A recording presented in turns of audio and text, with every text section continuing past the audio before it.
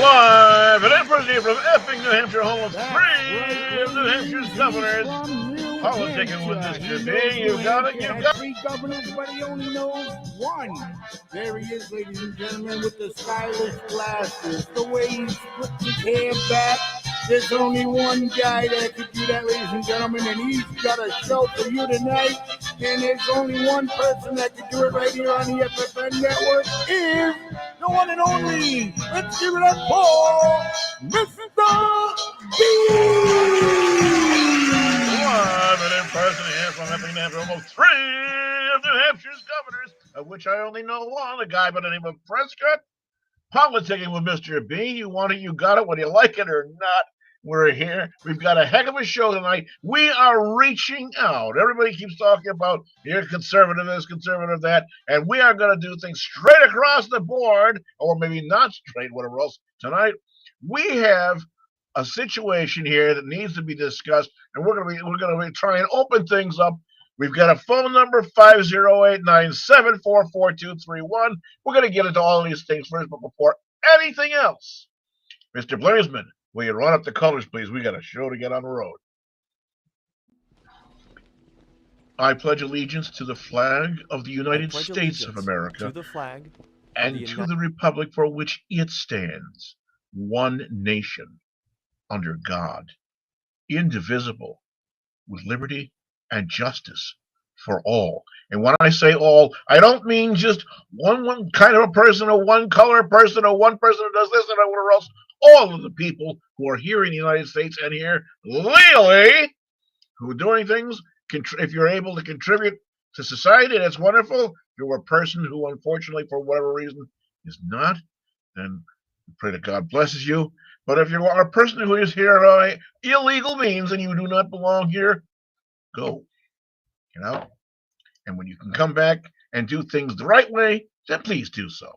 That all having been said, ladies and gentlemen, tonight we are going out and going after a situation or a subject matter that I'll bet you in your wildest dreams I would never have possibly attempted to get into. I started wondering. We keep talking about the things about this, and this gender, and this, that, whatever else. So I started getting things and going back all the way right back to the building blocks. Let's figure this out. Did anybody ever bother to see anything about the building blocks? I said, yeah, absolutely. So now we are going to go in, delve into the science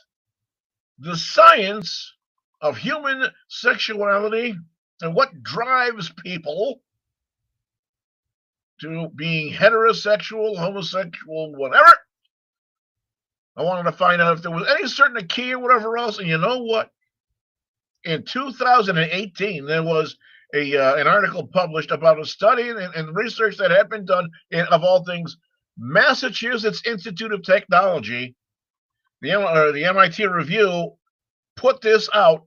A fellow by the name of Antonio Regalado published this article. It says, genes linked to being gay may help straight people get more sex. Genes linked to being gay. Not a chromosome. We've got an X or a Y. We know about that. X or Y chromosomes. They can make either a male or a female. And I have looked, I have delved, I have searched, I've gone up and down and back and forth, and I have raked all the information that I possibly can. And the first thing that comes to mind above anything else is I cannot find any information whatsoever about a homosexual or transgender chromosome. Just the X or the Y. Just the X, I'll say that again, the X, which is the chromosome to which females are associated with, or the Y chromosome, which is the chromosome that when sperm and egg come together, we know that the lady's egg can donate an X or an X, But the men's semen that fertilizes the egg can bring either an X or a Y. And that's what makes the building blocks, start things going, whether you have a male or a female person. Now, what they've done is they've gone through the strains and strands and the whizzies and warnacks and whatever gugabouts of DNA and RNA, DNA, deoxyribonucleic acid, ladies. Remember those words, deoxyribonucleic acid. It's DNA, it's the building blocks or whatever else. And they have been isolating here and there genes that suggest that if these individual genes here or there or whatever else are present, that the person that all of this DNA belongs to will have a proclivity towards alternative lifestyle, homosexuality, whatever you're going to call it, whatever else. I'm going to start going into, we have this, by the way, 508-974-4231.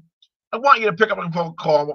Don't be afraid to interrupt. Pick up the phone, call in, so we can have a discussion. Now, the ground rules here.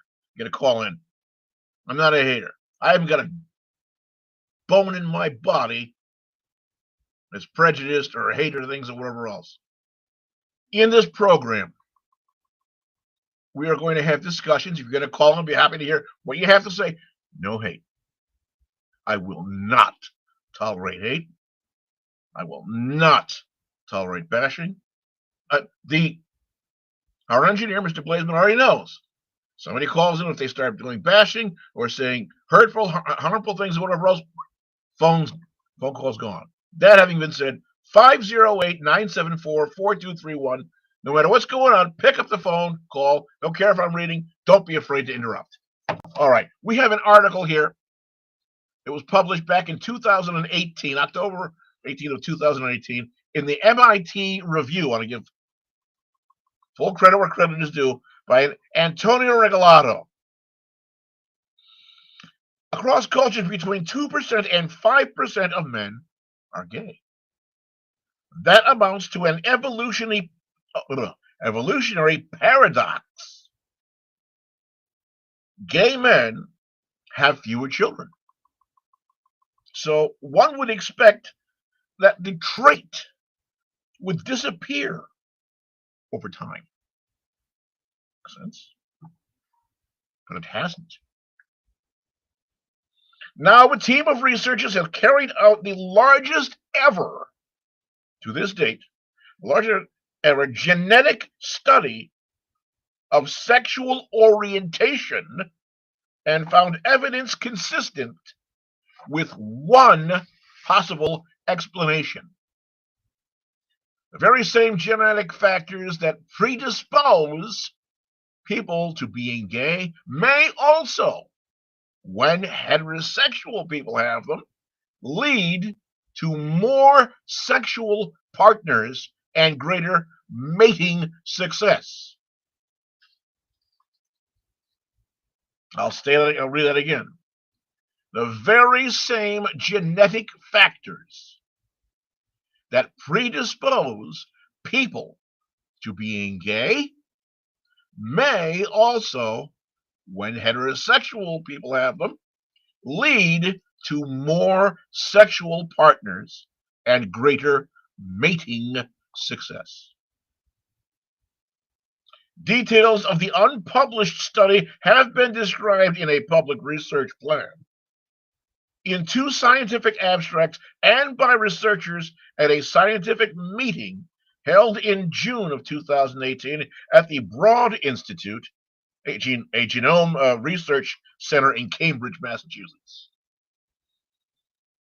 The hunt for sexual orientation genes, which wades into the polarizing question of whether people are born gay or become so, is part of a boom in genomics, research that aims to unveil how genes shape behavior, not just disease.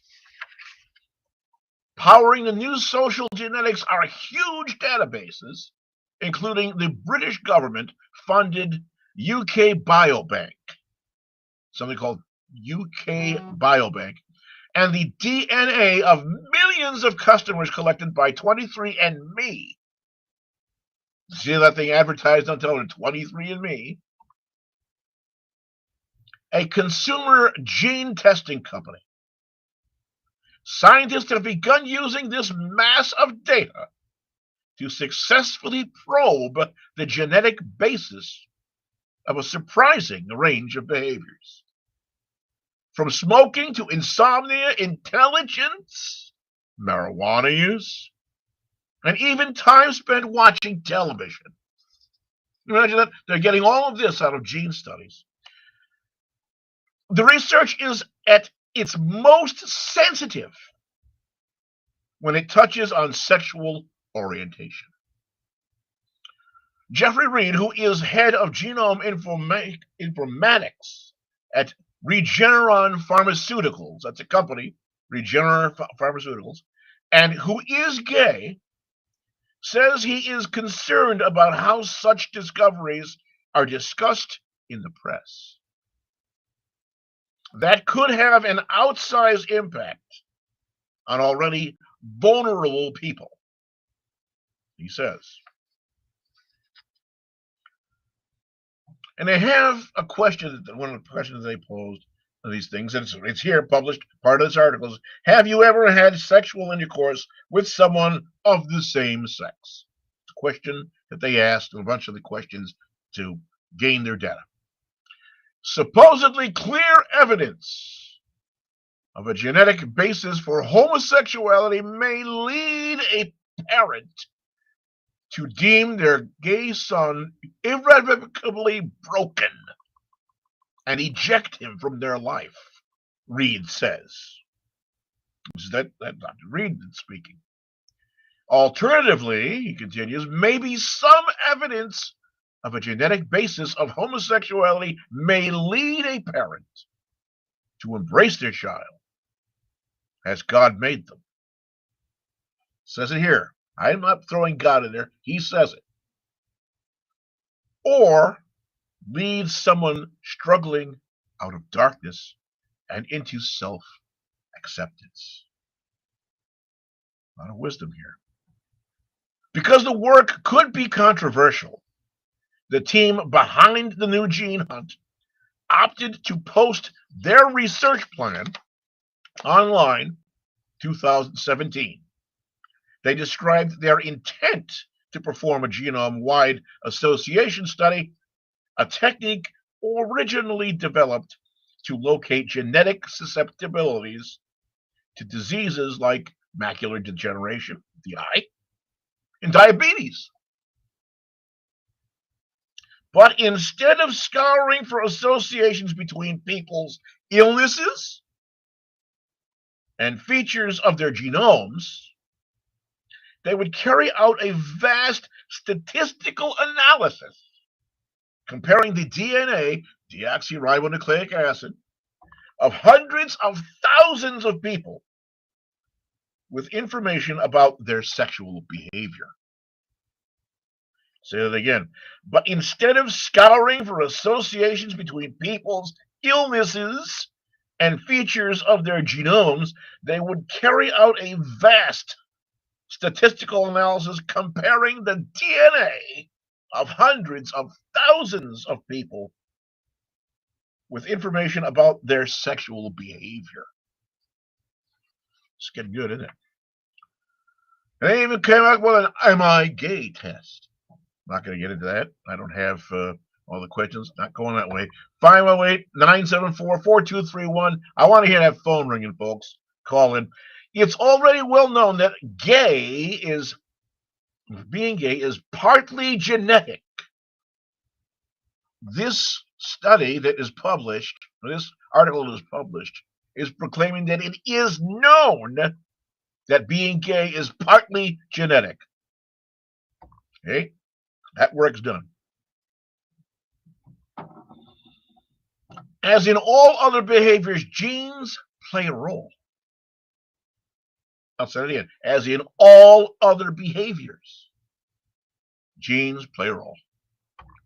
Yet earlier attempts to identify specific genes involved were by large unsuccessful. That's mainly because there wasn't enough genetic data available. Time. Okay. The new study is about 10 times larger than any previous effort. 10 times larger. So these people really put their noses to the grindstone, and what other parts we're not going to be talking about. With these large sample sizes, we are finally discovering things that we can actually kind of count on being true. Kind of count on. They're not saying it's absolute. They're not saying it's a perfect science. They're saying things that they can kind of count on. So we're getting there. It's being true, says Michael Bailey, a psychologist at Northwestern University who studies sexuality. Go figure. There's people that study sexuality, huh? Okay. The search was two-pronged. It was two-pronged. First, the team used DNA data on more than 300,000 heterosexuals who had disclosed in a survey how many sex partners they'd had. How many people keep count of that? I don't know. I've lost count. I think it's more than one. Anyway, then to find genes linked to what these researchers call non-heterosexual behavior. They didn't say gay. They didn't say whatever else. They said non-heterosexual behavior. What you talking about, Will? The team also identified about 28,000 people who had answered yes to the following survey question. Have you ever had sexual intercourse with someone of the same sex? 20 out of 300 people. According to a presentation by team member Robbie Weddle of the University of Colorado in June of that year, the researchers located 4 positions in men's genomes. That's the straight of the strand of the DNA with the twisty, twirly, curly things. Okay. That were statistically correlated with their ever having had gay sex, and about 40 correlated with whether heterosexuals had had more or fewer sex partners. So they're finding these gene markers here and there, whatever else, to say, aha, this suggests this. Have they absolutely categorically identified this as being this and that as being that? Not yet. This is not saying that someone is going to be heterosexual or not. It's really saying there is going to be a slightly higher or a slightly lower chance. Benjamin Neal, a geneticist at the Board Institute and one of the study's leaders, said during MIT Technologies Review MTech conference in September of that year. When it comes to explaining who is gay, though, Bailey says the study is not ideal. That's because it relies on people's self-reported sexual history. Maybe people who answer things incorrectly because they feel embarrassed about something or whatever, don't want to disclose it.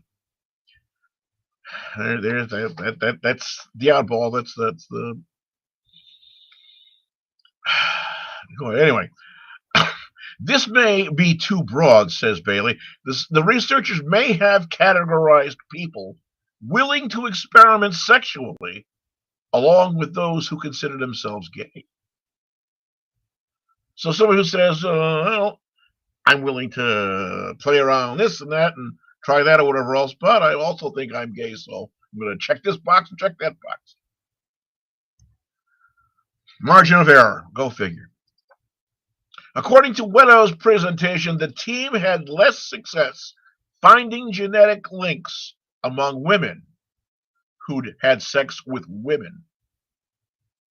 An important thing there. I'll say it. According to Widow's presentation, the team that did this study, whatever else, had less success finding genetic links, those markers, among women who had sex with other women.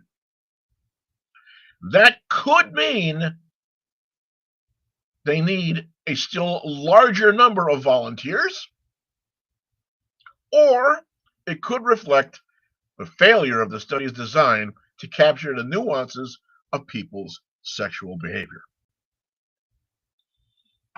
Damn crapshoot doing these things. That's why it's theories and so forth. It's not a perfect science.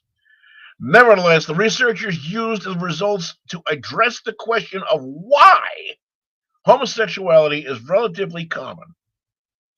One possible explanation for it is, they say, is the same genetic factors also gave a reproductive advantage to straight people who have them. So, okay, straight person has these same little genetic markers that a person who is actively homosexual has these things, and the person who is a heterosexual has these markers, apparently has more sex, for lack of a better way to explain it. According to an abstract the team submitted to the American Society for Human Genetics, whose annual meeting was underway the week this was published in San Diego, the DNA, deoxyribonucleic acid, signals linked to gay sexual experiences also appeared more often in straight men who had a larger number of sex partners. So now we're seeing a little proclivity here. The people who have these markers, they're people who are actively gay or heterosexuals, but it seems like they have more activity in sex. I don't want to say promiscuity because, well, that's judgmental. I'm not going to say that.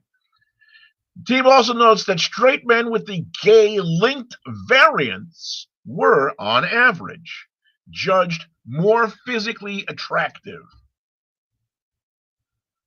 than others. The researchers declined to say who did the judging.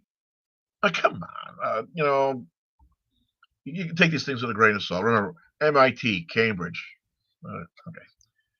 Anyway, this, the scientists conclude, could mean that these variants also confer a mating advantage to heterosexual carriers. Okay, a little comment here. Bullshit. Okay. Such trade-offs are a fact of evolution. For instance, gene variants that can cause sickle cell anemia also lend protection against malaria.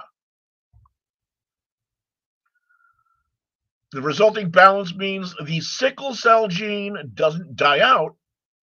The researchers say their new findings about non-heterosexual behavior, though not conclusive, are consistent with such a Darwinian balancing act. And that is the end of this article, again from the MIT Technology Review. It is the phone number to call in if you want to give us some of your thoughts. Whatever, 508-974-4231. I'm taking a look at the clock, and we are going to take and step out. We're going to have about a 2.5 or 3 minute break here. Then we're going to come back, do a little more talking. We've got some video to watch. I'm Mr. B, Politicking with Mr. B. We're talking about the LGBTQ interesting things going on over here, sex and sexuality, and the politics therein. We'll see you in a couple of minutes, folks. Be right back.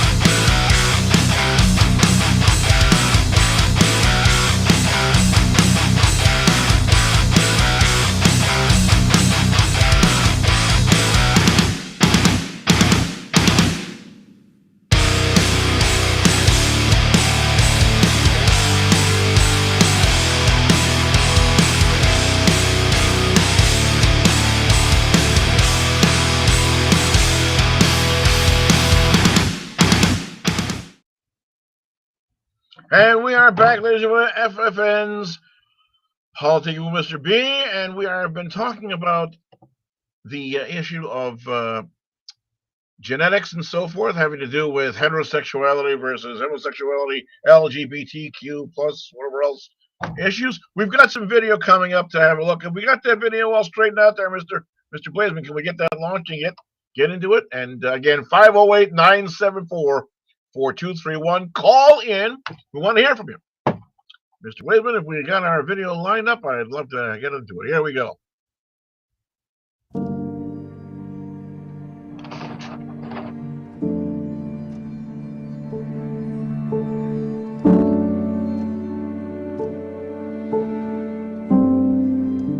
Hi, I'm James Patrick, the director of Big Picture Watch and the film Planet Lockdown.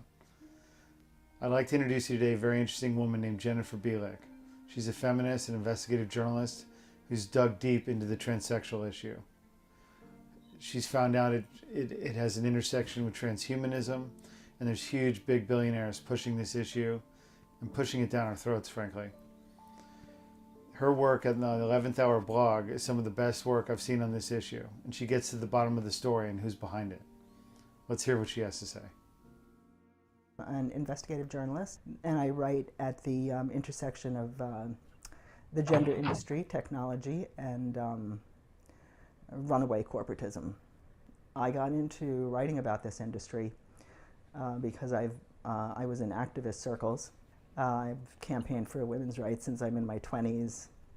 I've campaigned for the environment, etc., etc.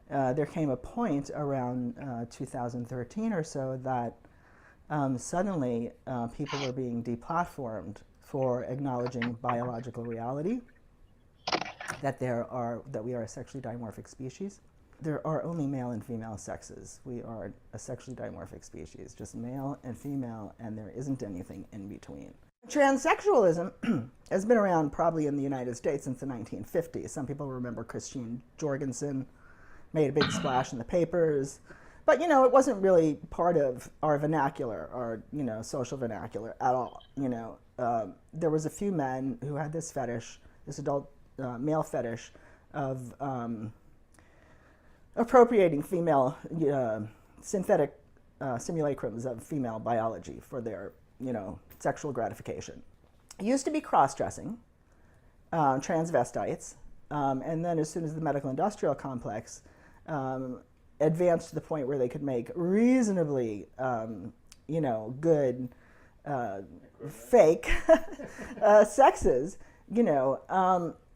then, they started to appropriate female anatomy. Well, in the 1940s, this guy William Sims Bainbridge was born. He graduated Harvard as a sociology professor. He's written many, many, many books about cults, religions, technology, gaming, the future of psychological mind control. And he now works at the head of the National Science Foundation's Cyber Human program, which is the melding. It's basically overlooks the ethics involved in human cyber melding. And you can see this trajectory in the along late 1990s, early 2000s. There was a big shift in the culture from data from the digital age and the information age, and it sort of moved into artificial intelligence, transhumanism, robots, nanotechnology, biotechnology, etc. So this is kind of where we're going now. This is like the future trajectory of this. But Silicon Valley has been pushing a transhumanist agenda for since the early 2000s, late 1990s. So then Bainbridge meets up with another interesting character, Martine Rothblatt, who is also a transhumanist. And Rothblatt is, he's a transsexual. He's a man that's appropriated simulacrums of women's biology for himself, and he calls himself, a transgender or a transsexual. And he's traveled around broadly in the culture in many different circles because he's accomplished so many different things. He's very well renowned and very well appreciated for his accomplishments. So he's been in the tech sector, he's been in the medical sector, he's been in all over Hollywood. He's been on Oprah and he's been on a million different shows, with his robot wife, which he created. Rothblatt wrote a book, and it's really a blueprint of what's going on in the culture now. This is his ideology, working off of the work of Bainbridge. Whereas we're going to disintegrate the sexes, the boundary between the sexes. There'll be no youth and age. There'll be no, male and female. There'll be no, transhumanism is like boundarylessness. You're out there in cyberspace. Ultimately, while you're getting there, it's an upgrade in humanity, melding yourself with machines, transferring human reproduction to the tech sector. In, I think it was late 1980, he got together with a whole bunch of other transvestite lawyers and transsexuals, and they created a document, which was the very first gender bill, which brings disembodiment into the law, the sexual objectification of female biology, into parts, and making a human right out of that. Right? So what do you mean disembodiment? Well, where he's going is full-on disembodiment, where everybody lives in cyberspace. We live in a virtual reality. We don't live in our bodies anymore. We're going to be uploaded into cyberspace. Well, in order to sell that to the public, transhumanism and disembodiment as a life, you're going to have to groom them and get them there. And the way to do that is to create this ideology that says that you can choose your sex. That's disembodiment. You can't choose your sex. You are the body that you were born as, no matter what happens to you. I mean, in 200 years, if they dig up my bones, they're going to find a female. You can't change that. So the ideology is promoting the idea that you can, right? So, and they're driving this ideology into children's schools. Not only their schools, they're driving it into their entertainment, their social media platforms, their schools, all the organizations that that cater to children are all jumping on board with this ideology. And this has only happened in the past 10 years. I mean, before this, we didn't hear about this word. We didn't hear transgenderism. We didn't even hear transsexual. 2014, Laverne Cox was on the cover of Time magazine, owned by Mark Benioff. And it announced a transgender tipping point when there was really nothing preceding that to warrant that would be a tipping point. 2014. It was just like dropped fully formed into the culture. And then from then on, it was just like a chant over and over and over and over and over again. You heard transgender rights are human rights, trans rights are human rights. These huge NGOs, these very huge, powerful non-governmental organizations serving the LGBT community worked hand in hand with international law firms like Hogan Lovells and Denton's and Reuters Next Law and Open Society Foundation lawyers to start to create legal guides for transgender children. So they start to build this edifice of transgender children to drive this narrative, that you can be born in the wrong body. And so we heard all these, initial stories about these poor children born in the wrong bodies, right? Which is now, a decade later has morphed into just express yourself, right? You can be male, you can be female, you can be non-binary, you can, have both your genitalias. And this is all about self-expression now. So it's really morphed in the course of 10 years into the right to augment yourself in whatever way you see fit. Bainbridge's technological religious cult meets Rothblatt's fetish. And they both take off together, and they're both now in the techno-medical field here, right? And they drive this religion, and it is a cult. They're driving it over media, and people are buying it. I mean, sane people that are intelligent people are going, yes, you can be born in the wrong body. This project has, is backed by big finance, big pharma, big tech, and all the corporations, international finance houses, international law firms. They're all driving the same narrative. And you have to ask yourself, why would this happen in the span of 10 years?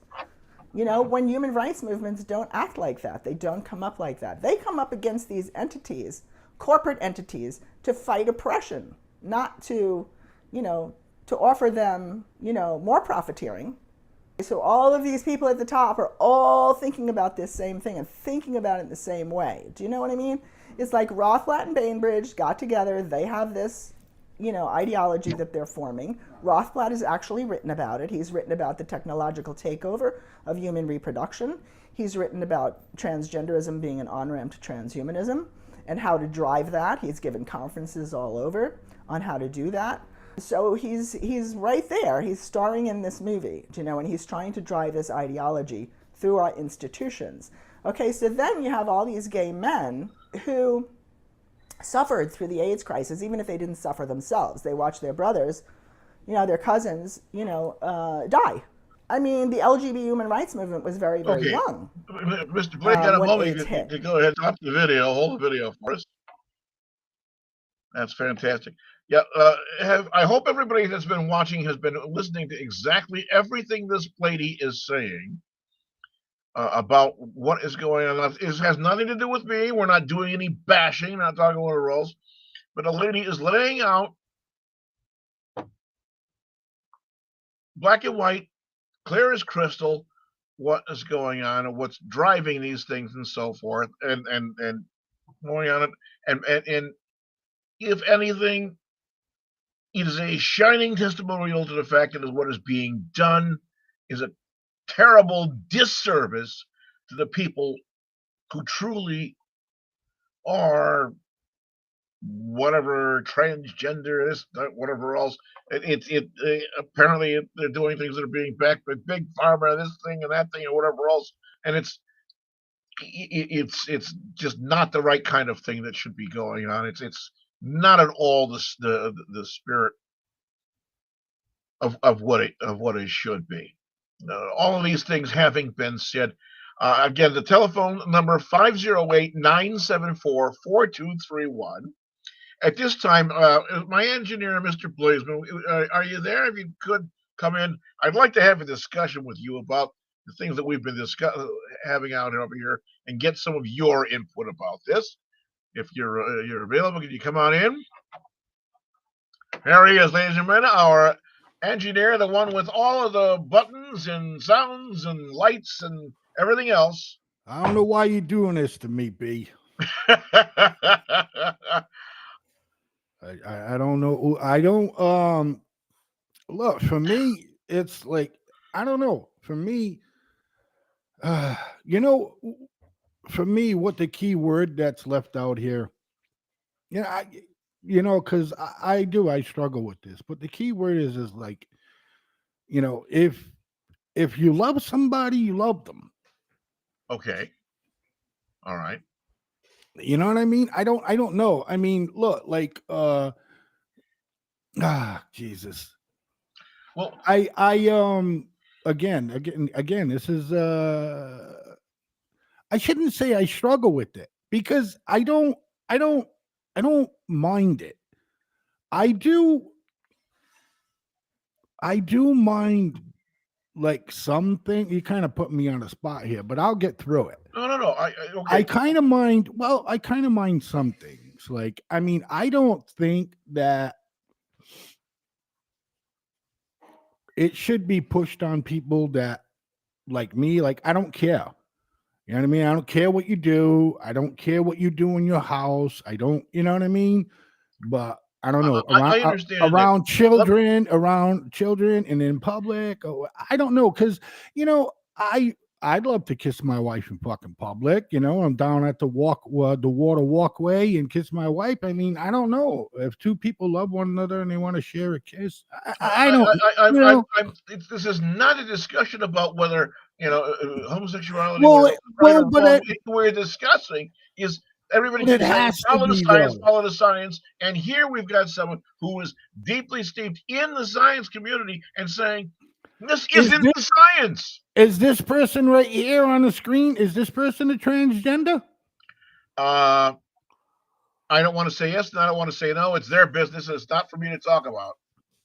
Well, All that's just I'm it. going to say is this You person can't apparently say is very much in the know. you can't have a show on LGBTQ plus and then say I can't say nothing about it. I'm not going to open ourselves up to saying, well, we're outing somebody. Well, we're not That outing having been said, anybody. I'm not going to talk about whether or not the person who's making this presentation was a male before a female. I'm not going to get there. We're not doing that. I do not want to do anything at all that could possibly, and I could be wrong. I could be wrong. So I don't want to do anything at all that could possibly be harmful to anyone about that. The questions that we're dealing with is what is the science? Everybody keeps saying, follow the science, follow the science. Okay, great. Show me the science. I've showed you that it's only follow the science when they want to get their point across.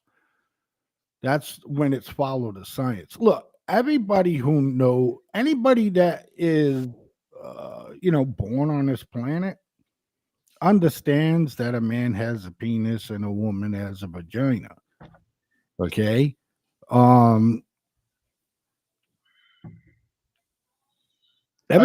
Everything's up here. I mean, again, if you love somebody, you love them.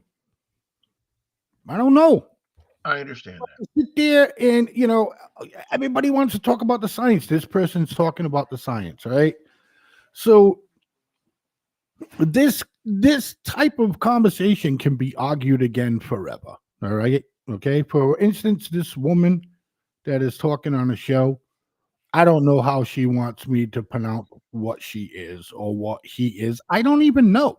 Okay. I really don't care. I'm looking at it right now as just listening. And it's a bunch of science.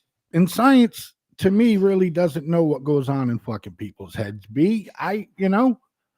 Yes, science says that I have a penis and a woman has a vagina, and we're supposed to, do things together. But what about species that are out there that don't even need to fool around and they can get knocked up? Well, there is a species of frog that has been known to spontaneously change gender. We know that. Well, I don't know. We ain't frogs. I know we're not frogs. But some mad scientists or some scientists, if they do know that, I'm sure there's a fucking frog in a lab.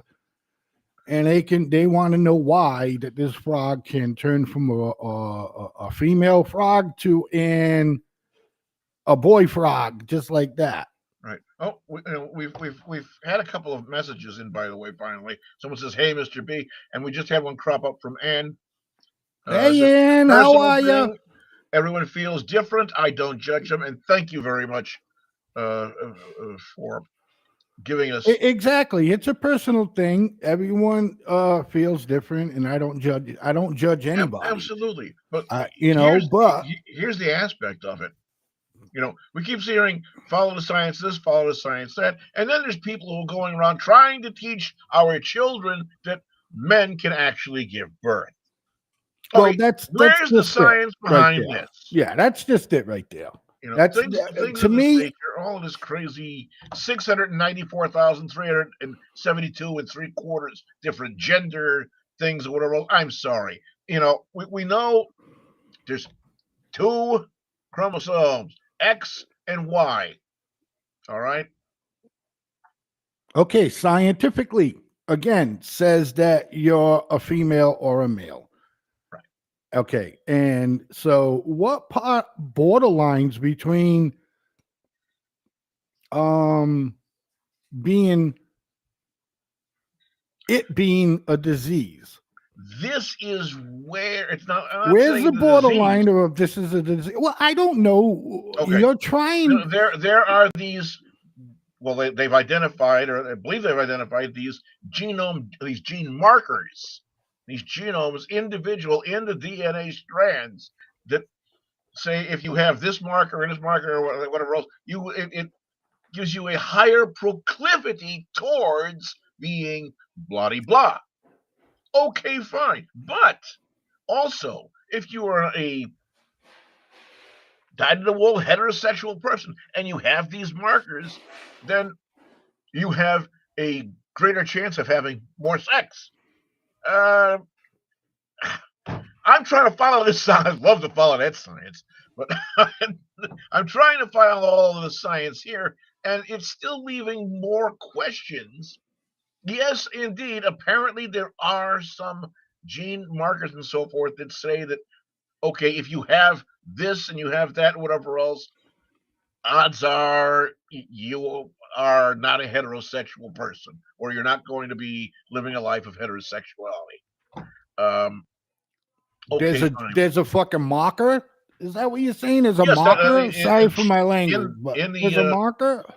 in the study that I had been reading from, that they had mentioned I'm sorry. I'm several Doc. times. Yeah, I'm sorry. I'm Doc, ladies and gentlemen. You know, I'm just supposed to produce this show, but then I get pulled in. So, but go ahead. I mean, you know, he knows where to get me. You know, and pull me in on these kind of topics. But So I, anyway, yeah, I go ahead.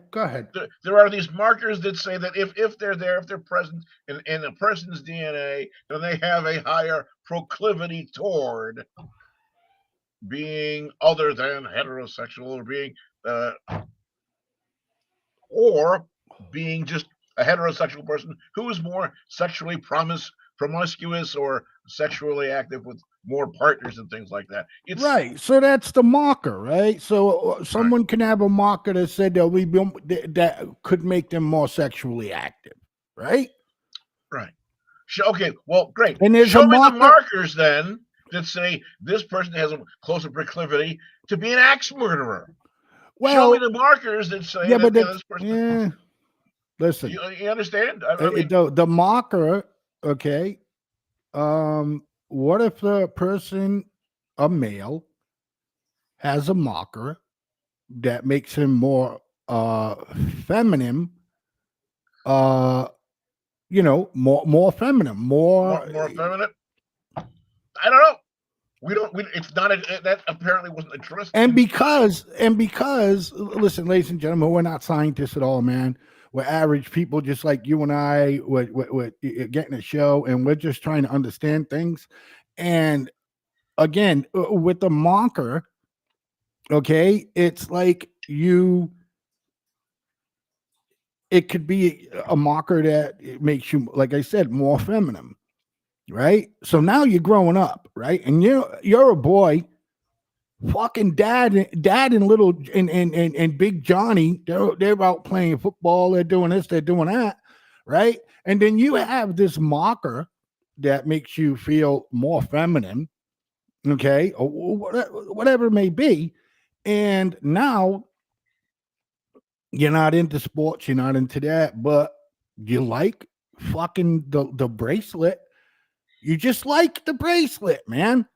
And if I was to do that back in my day, I'd get fucking roughed up by my old man or some shit like that. And say, oh man, you gotta hold this fucking G.I. Joe. You gotta do this, you gotta do that, right? So that's where we all get the sense that, boys are boys and girls are girls. The boys makes it with the girls.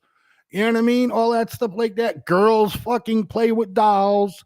You know what I mean? Boys play with trucks and toy soldiers, right? But when I was growing up, okay, a girl that would look more like a boy, dress like a boy, wear baseball caps, all that stuff like that, we referred to them as a tomboy.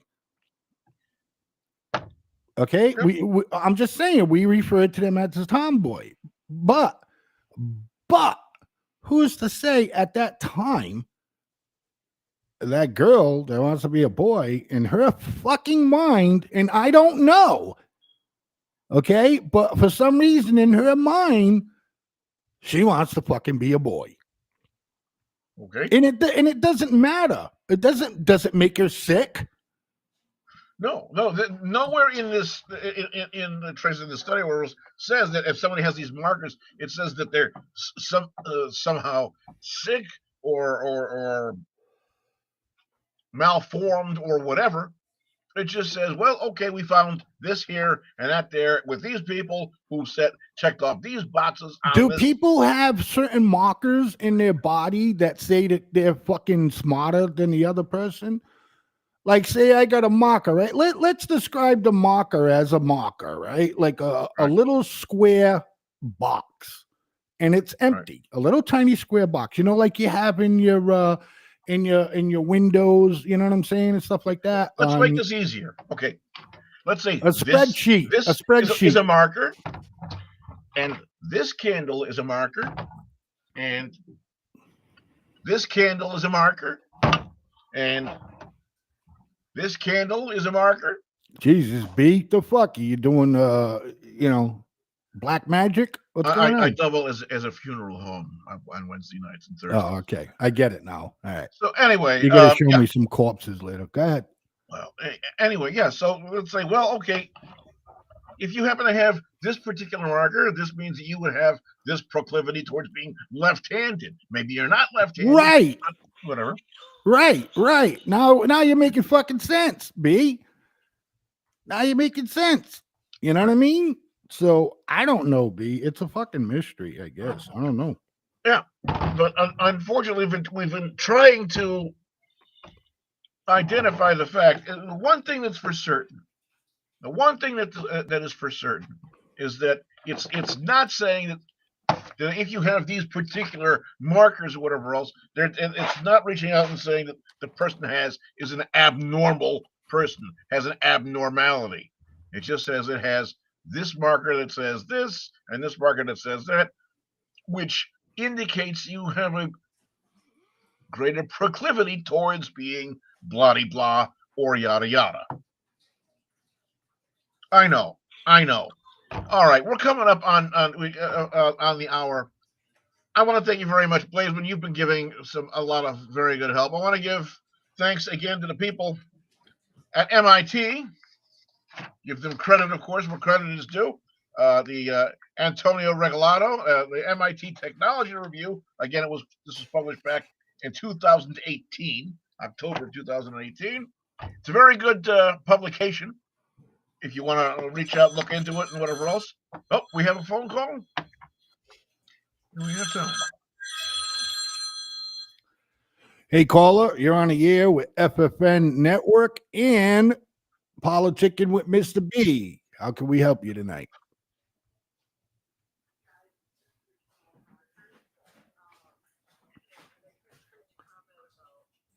I cannot hear. I can hear. All right, I'm fixing a line right now, folks. Everybody relax. One moment, ma'am.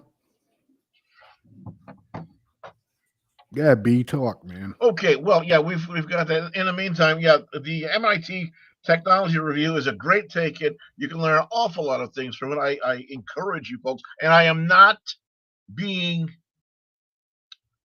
I'm not being compensated by the motor rules. I'm just throwing it out there. It is something that you want to look into, whatever else. There's a lot of great information that's there. It's a great publication. Good thing to come into. Hey, ma'am, so, are you still there? Yes, I am. Good evening, caller. Where are you calling from? Hi, guys. It's Ann Hartford. Oh, Annie, how are you? Good to see you. Thank you very much. What do you have to say, dear? I was listening to you, Blaze, about the tomboys, and I kind of agree and I don't agree, because when I was growing up, I didn't have anybody close to me in my neighborhood, no kids to play with in the summer. So I climbed trees, I read books. We had a swimming hole not far from the house, where out in the woods that nobody knew about. And so, I'd go out there and go swimming and go skinny dipping or whatever.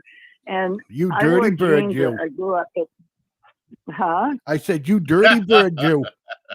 Yeah, I was a free spirit.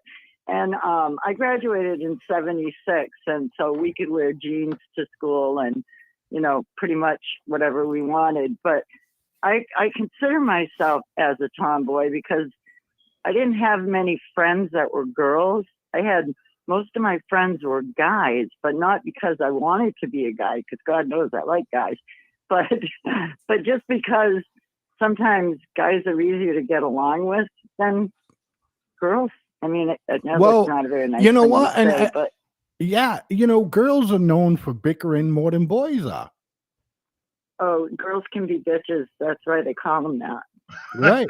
Well, So, it's true. So, oh, it's bad. And even at my age, at 65, I find women in the park where I live, because I'm still single, and that really don't welcome me because they've got a husband and I'm single, and it's very weird. I'm not used to that. So, right. No, it so is what it is. So but go ahead and continue how you were saying about the tomboy situation, where well, and I do know some people that are gay, and I actually babysat for a girl that had been raped, and she had a beautiful little boy, and she was gay after that situation, and she was very happy with her woman friend, and I had no reason to judge them. And I surprisingly, my parents didn't either. So that was, and she was really a close friend of mine. So I don't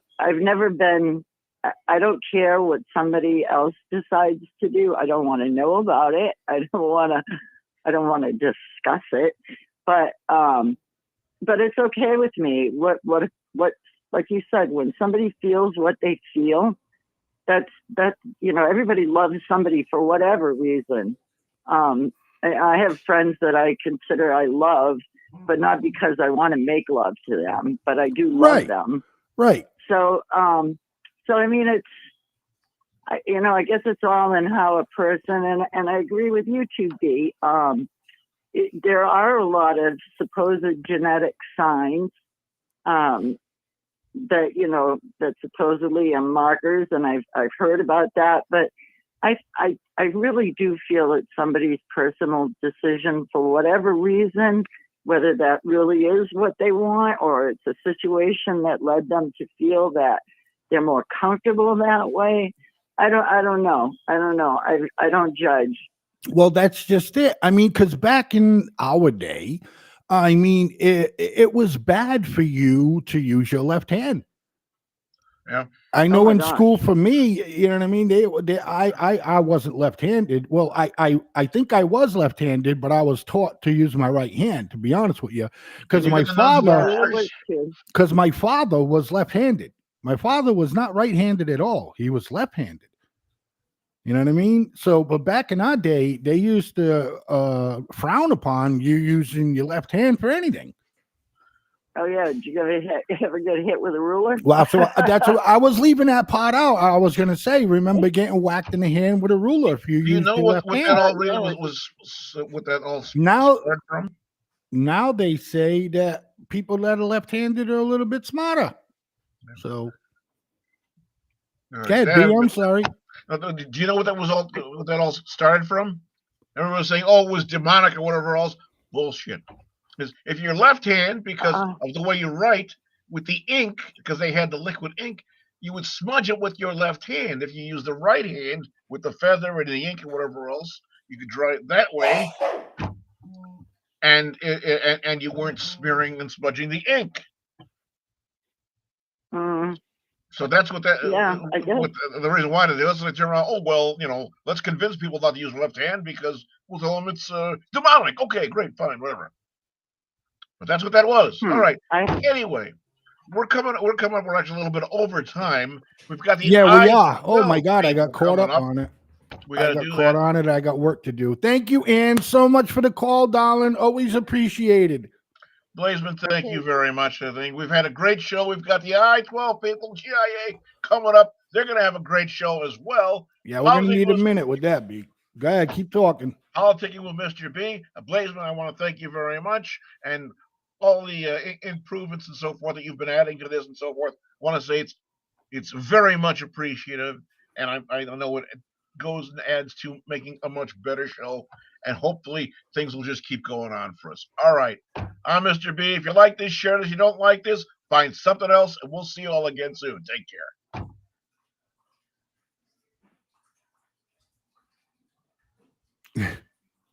I'm getting it done, B. I'm going to be stopping now. Good night, everybody. Punish mode. All right. See you soon. See you soon. Bye, baby. You have just watched an FFN Network production.